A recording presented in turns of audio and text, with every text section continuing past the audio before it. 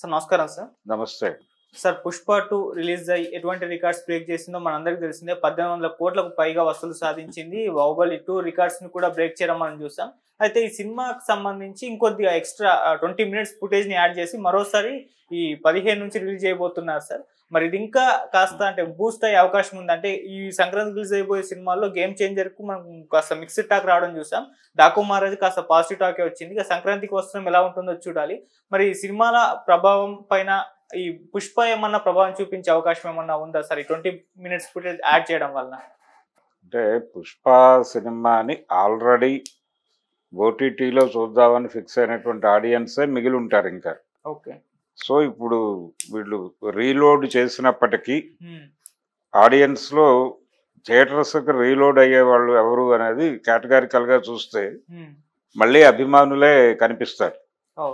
అభిమానులు ఆల్రెడీ ఈ సినిమా మీద ఒక పాజిటివ్ ఒపీనియన్ ఉన్నవాళ్ళు, క్యూరియాసిటీ ఉన్న సెక్షన్స్, వీళ్ళని కోర్ ఆడియన్స్ అనే ఒక డివిజన్ చేశారు ఈ మధ్య దిల్ రాజు గారు.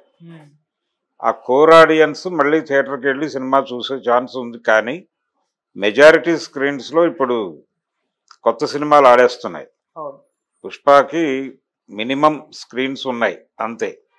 ఆ మినిమం స్క్రీన్స్ ఇక్కడ మనకి తెలుగు రాష్ట్రాల్లో కనిపిస్తున్నాయి. హిందీ బెల్ట్లో కొంచెం బెటర్గానే ఉంది. దీన్ని హిందీ బెల్ట్లో కూడా రీలోడ్ చేస్తున్నారు. ఇది తెలుగు రాష్ట్రాల్లో ప్రభావం కంటే కూడా హిందీ బెల్ట్లో ప్రభావం ఎక్కువ వేస్తుంది అనేది వాళ్ళ అంచనా. ఆ అంచనాతోనే చేస్తున్నారు. ఇక్కడ పెద్దగా ప్రభావం వేస్తుందని వాళ్ళు అనుకోవడం లేదు. వస్తే వచ్చింది అంటే ఎంత వచ్చినా వచ్చినట్టే. ఈ ప్రయత్నాలు జనరల్గానే చేస్తారు. చాలా కాలం నుంచి ఉంది ఇది. ఇలా రీలోడ్ చేయటం అనేది సినిమా రిలీజ్ అయిపోయిన తర్వాత కరెక్షన్స్ చేయటం అనే కార్యక్రమం ఇండస్ట్రీ చేస్తుంది. దాంతోపాటు కొంత టైం గడిచిపోయిన తర్వాత, సినిమా నడక అయిపోయిన తర్వాత కొంచెం తగ్గుతోంది క్రౌడ్ అనుకున్నప్పుడు ఇలాంటివి కొన్ని కలిపి సినిమాని మళ్ళీ రీలోడ్ చేయటం అనేది కూడా మనకి సాంప్రదాయంగా వస్తున్నది. గతంలో ఏం చేసేవాళ్ళు అంటే 100 days దాటిపోయిన తర్వాత 125 డేనో కొంచెం కలెక్షన్స్ డౌన్ అవుతూ ఉండేవి. అంటే థియేటర్ల రెంట్ రాని పరిస్థితికి కూడా వెళ్ళేవి. ఆ కండిషన్కి వెళ్లకుండా మళ్ళీ బూస్ట్ చేసి 150 దాకా నడిపించడానికి 175 days టార్గెట్గా నడిచేవి ఆ రోజుల్లో సినిమాలు. నడిచేటప్పుడు వీళ్ళు ఏం చేసేవాళ్ళు అంటే శతదినోత్సవం జరిగేది కదా, ఈ శతదినోత్సవం మొత్తాన్ని షూట్ చేసి ఎవరెవరు ఏం మాట్లాడారో అదంతా ఒక 2-3 రీళ్లు చేసి ఆ 2 రీళ్లని యాడ్ చేసి పోస్టర్ వేసేవాళ్ళు. శతదినోత్సవ రీలు ప్రత్యేకంగా ప్రదర్శితం అవుతుంది ఈ సినిమా ఆడుతున్నటువంటి థియేటర్లో అనగానే అది చూడటానికి వెళ్ళేవాళ్ళు. ఈ 100 days ఫంక్షన్ ఎలా జరిగిందో చూడటానికి సాధారణ ప్రేక్షకులు కూడా మళ్ళీ వెళ్ళేవాళ్ళు థియేటర్కి. సో అదొక అదనపు క్రౌడ్ని రాబట్టేది, అదొక అదనపు కలెక్షన్. కొన్ని సందర్భాల్లో ఏం చేసేవాళ్ళు అంటే సినిమా షూటింగ్ టైంలోనే తీసినటువంటి కొన్ని పాటలు హోల్డ్ చేసి కొంత జనాలు తగ్గుతున్నారు అనుకున్నప్పుడు, అంటే కంటెంట్ని ఇబ్బంది పెట్టేటువంటి కొన్ని పాటలు కొన్ని సన్నివేశాలు తీసేస్తారు. తీసిన తర్వాత సినిమా రిలీజ్కి ముందు ట్రిమ్మింగ్లో కూర్చున్నప్పుడు ఇవి కొంచెం నడకకి అడ్డుపడతాయి అనుకుని పక్కన పెడతారు. ఈ పక్కన పెట్టినవి మళ్ళీ కలుపుతారు.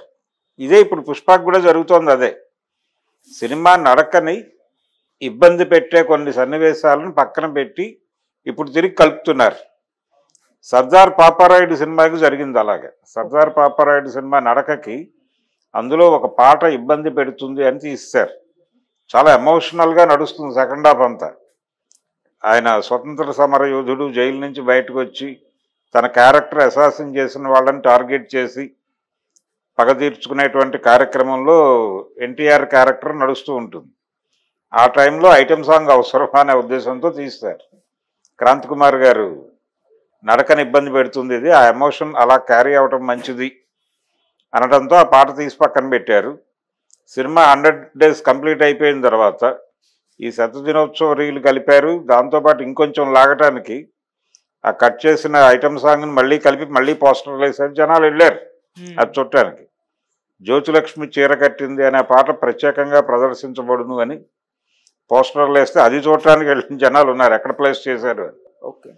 అలాగే చిరంజీవి గారి చూడాలని ఉంది సినిమాకి ఆయన కోసం అంటే ఈ చూడాలని ఉంది సినిమాకి ముందు ఇద్దరు దర్శకులతో అశ్విని దత్ గారు 2 సినిమాలు చిరంజీవితోనే అనౌన్స్ చేసి 2 పాటలు షూట్ చేశారు. ఒకటేమో రామ్ గోపాల్ వర్మ చిరంజీవి కాంబోలో ఒక సినిమా అనౌన్స్ చేసి శ్రీలంకలో ఊర్మిళ చిరంజీవుల మీద ఒక పాట షూట్ చేశారు. అది మణిశర్మ గారు మ్యూజిక్ చేసిన మొదటి పాట యాక్చువల్గా. అది మొదటి సినిమా అయి ఉండాలి ఆయనకి. ఆ సినిమా వర్కౌట్ కాకపోవడంతో అది జరగల. ఆ పాట మాత్రం షూట్ అయింది. ఆ పాటను ఎడిట్ చేసి 100 days తర్వాత ఇందులో వాడారు. అంటే ఒక పెళ్లి సంబంధం చూసేటువంటి సీన్ ఒకటి ఉంటుంది. చిరంజీవికి పెళ్లి సంబంధాలు చూపించాలి అనే సీన్లో జస్ట్ అలా ఆ సన్నివేశం నడుస్తుండగా ఎలాంటి అమ్మాయి అంటే అనగానే ఆ పాట వేస్తారు ఊరికినే క్యాజువల్గా. జనం చూసి ఎంజాయ్ చేశారు. ఊర్మిళ చిరంజీవి కాంబినేషన్ పాట అనగానే జనం చూశారు. అదొక యాడెడ్, అది కొంచెం మౌత్ టాక్ స్ప్రెడ్ అయింది, జనం చూశారు. అదే సినిమాకి ముందు వర్మతో క్యాన్సిల్ అయిన తర్వాత సంగీతం శ్రీనివాసరావు గారు చిరంజీవి కాంబోలో ఒక సినిమా అనౌన్స్ చేసి అశ్విని దత్ గారే అనౌన్స్ చేసి ఇళయరాజాని మ్యూజిక్ డైరెక్టర్గా పెట్టుకుని దానిలో టబు హీరోయిన్ ఒక పాట షూట్ అయింది. ఆ పాట షూట్ అయిన తర్వాత సినిమా ఆగిపోయింది, ముందుకు నడవలేదు. అది ఒక రకమైనటువంటి ఫ్యాంటసీ సినిమా. అంటే అది ప్రజెంట్ సొసైటీలో నడుస్తూ జానపదాల్లోకి వెళ్ళేటువంటి కథ. సంగీతం గారు అలాంటి కథలే డిజైన్ చేసేవాడు. అలాంటి కథ ఇది. ఆ సినిమా కూడా ఏ కారణం చేత ముందుకు నడవకపోవడంతో ఆ పాటని కూడా చూడాలని ఇందులో ఒక 15 రోజులు ఇది, ఒక 15 రోజులు అది పెట్టేసి కథను నడిపారు. సినిమా నడకని మార్చినాయి. అట్లా ఇప్పుడు ఈ సినిమాకి సంబంధించి పుష్పకి సంబంధించి కథ నడకని ఇబ్బంది పెడుతుంది అనుకున్నటువంటి సన్నివేశాలు, లేకపోతే ఎమోషన్ని డ్రాప్ చేస్తాయి అనుకున్నటువంటి సందర్భంలో దొర్లినటువంటి సన్నివేశాలు ఇవన్నీ పక్కన పెట్టి కొన్నిసార్లు అవి చాలా గొప్ప సీన్స్ అయి ఉంటాయి, గొప్ప పాటలు అయి ఉంటాయి. కానీ వాటిని ఆపుతారు, హోల్డ్ చేస్తారు. హోల్డ్ చేసినవి సినిమా మీద ఇన్ టోటల్ ఒక 2-3 సార్లు చూసేసి ఉన్న వాళ్ళకి ఇవి పెద్ద నడకని ఇబ్బంది పెట్టేటువంటి పరిస్థితి ఉండదు.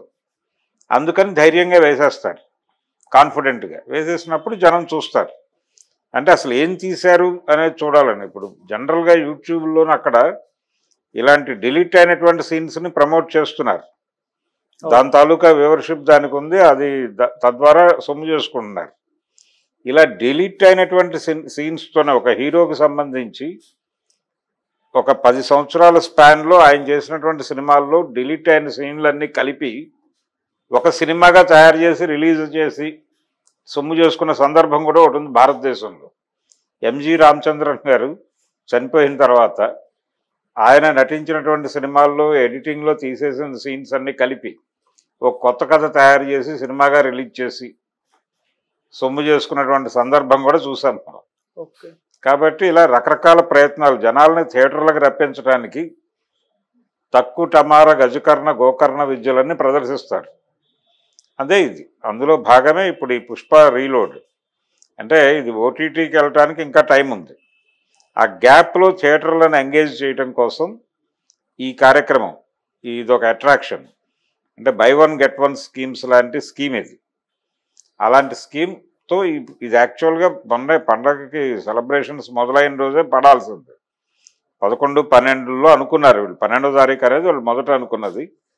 అయితే అల్లు అరవింద్ గారు ఇంటర్వ్యూ అయ్యి పండగ సినిమాలను ఇబ్బంది పెట్టద్దు మనం, వాటి హడావిడి వాటిని నడవనివ్వండి, 17వ తారీఖుకి అవి ఒక స్థిరీకరణ పొందుతాయి, అప్పటికి చివరి సినిమా రిలీజ్ అయ్యి కూడా 3 days అవుతుంది. సో అవి స్థిరీకరణ పొందిన తర్వాత మనం సినిమాని రీలోడ్ చేసి వేయటం పద్ధతిగా ఉంటుంది, గౌరవప్రదంగా ఉంటుంది అని కన్విన్స్ చేసి 17కి షిఫ్ట్ చేశాడు.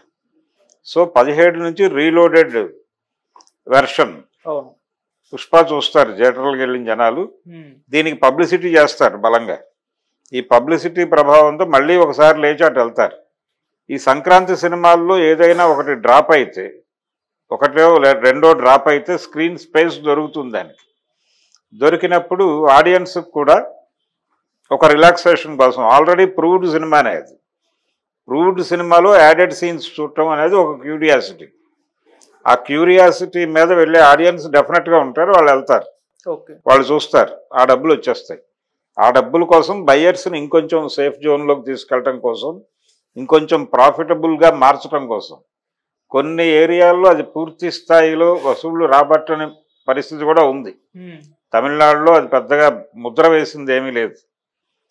కంపారిటివ్గా ప్రత్యేకంగా పుష్పకి రికార్డు కలెక్షన్స్ మరొకటో రాలేదు, కొద్ది మేరకు నష్టం మిగిల్చింది అక్కడ.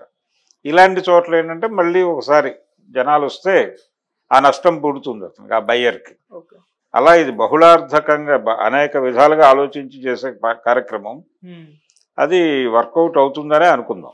2000 crores మార్క్ ఏదైతే ఉందో అది రీచ్ అయ్యే అవకాశం ఉందా సార్?